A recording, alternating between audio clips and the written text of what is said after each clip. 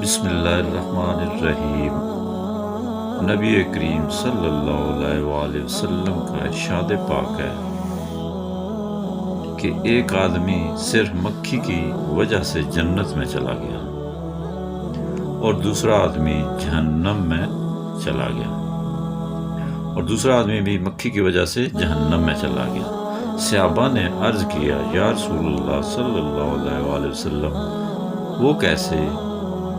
تو نبی کریم صلی اللہ علیہ وآلہ وسلم نے فرمایا، دو آدمی ایک قبیلے کے پاس سے گزر رہے تھے۔